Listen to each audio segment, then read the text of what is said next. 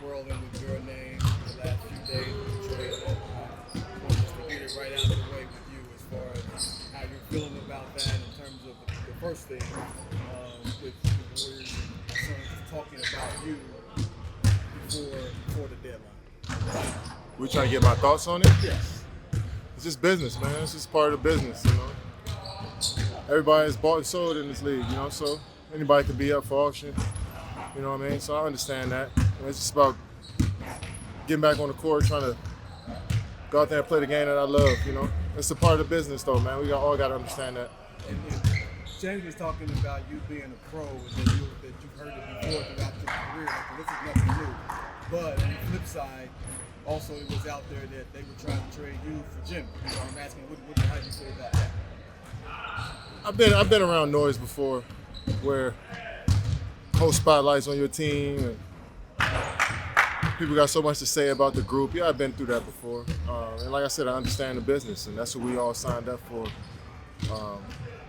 And nobody's above the system, you know. As much as, you know, how much status I got and how much I've acquired in this league, you're still not above the business, and I always understood that. So it's about doing the best I can on the floor, man, and focusing on that, keeping the main thing. The business, that'll take care of itself. Speaking of business, the other thing I had was, moving forward with you, you obviously you could have signed a 1-year extension. Now they were talking about a 2-year extension. Does all of this make you think differently about your organization moving forward?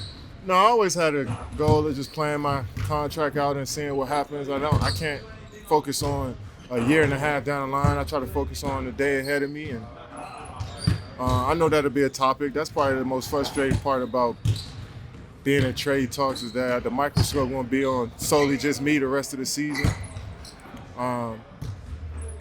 And my body language, how I speak to you guys after the games, how I'm looking on the bench, that stuff would be magnified, which sucks. But like I said, that's a part of the business I got to just deal with and accept. But if I keep the main thing, then that could be the main focus. We turn around and play well, people focus on that. Kevin, for clarity's sake, so we can get back to basketball shortly after this, your relationship with the front office before the trade deadline as opposed to after the trade deadline, do you feel like it's still the same, or has it changed at all? I always keep my relationships under wraps. I don't think I should be speaking on our personal relationships out to the public. I don't think that's fair to the people involved in that. So I'm out here to do my job and to do it the best as I can and support everybody in the building as much as I can, and that's always been my goal every time I step in here. And you've seen this Katie button sort of effect before. Say what? Right? You've seen this Katie button effect, as you've called it before. We're going into Monday of that week. Your name wasn't really out there at all, and then all of a sudden you were all over TVs all week. Yeah. I mean, like I said, it's a part of the game, and it's a double-edged sword when you build yourself up to be this great and you do it for this long.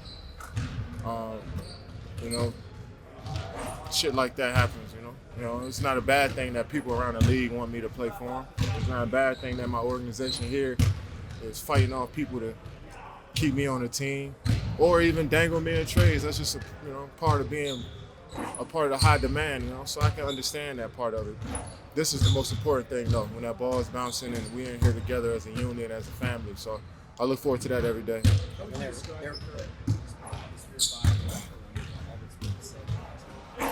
Yeah, I heard Ramona Shelbourne come out and say our locker room is toxic, and I try to tell people who not around this game as much, is that it's easy to say our locker room is not connected when you come in there 45 minutes before and guys are in their game modes. We're not talking to each other.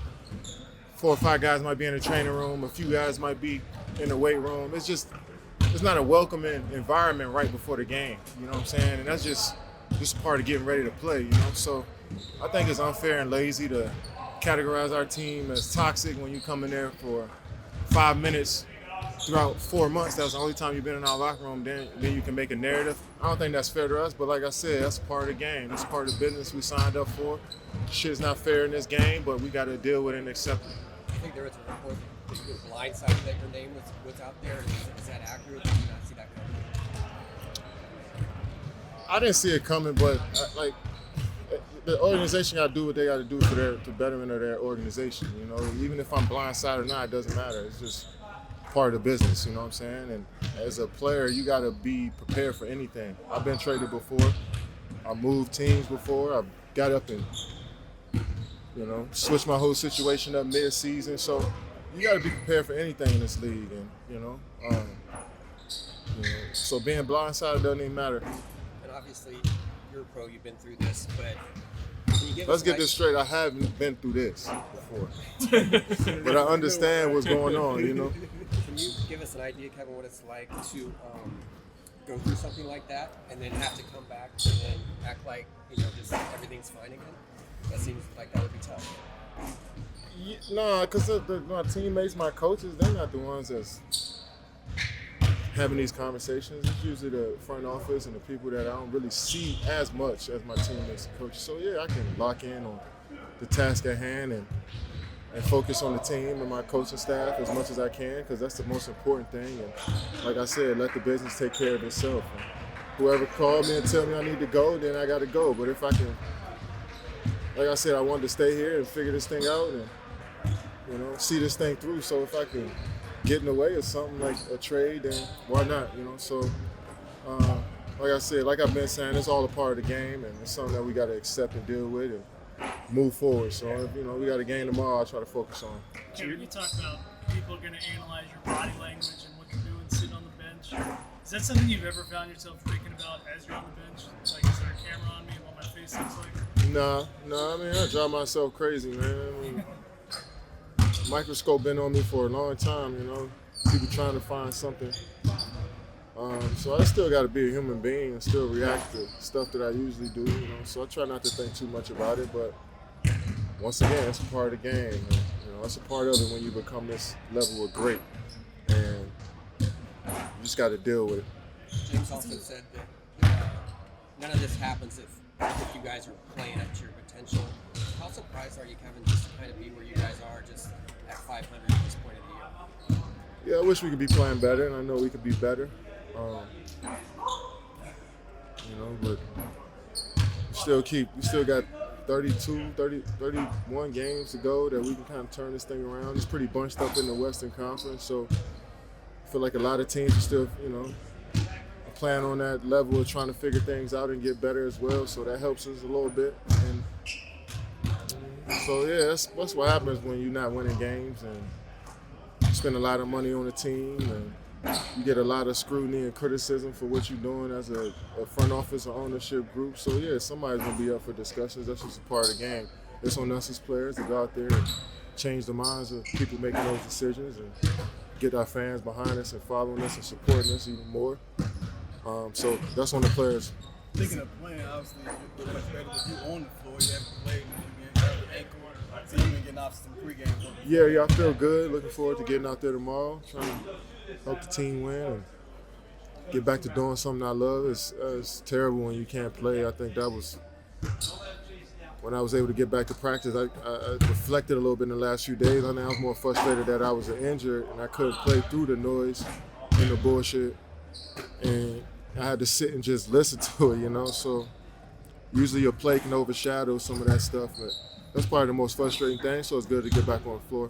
With getting back on the floor, what are your thoughts on the new guys, the new additions, and Vasa and Cody, what they can bring to you? Yeah, I always appreciated Cody's intensity and Vasa's just skill for the game. He's been in the league for only a couple years.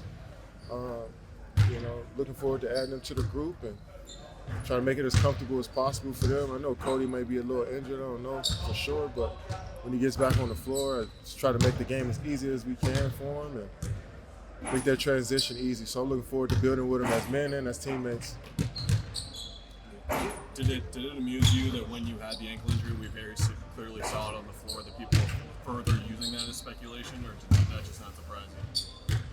Yeah, people don't watch basketball games, so I kind of understood. Like I keep saying, man, that's just a part of the nature of the beast, man. People gonna make shit up and create narratives and be biased and not use context. And I could cry all I want about that type of stuff, but nobody really cares at the end of the day. Life ain't fair, the game ain't fair. We just gotta go out there and we make a decision to be in this life. If I ain't want to be here, I can just retire and quit and be well off, but this is life I chose. you're a basketball savant, but also a hip hop savant. Pride yourself on that. So, what would you take seeing the halftime show yesterday, Kendrick doing "Not Like Us"? Meant nothing to me.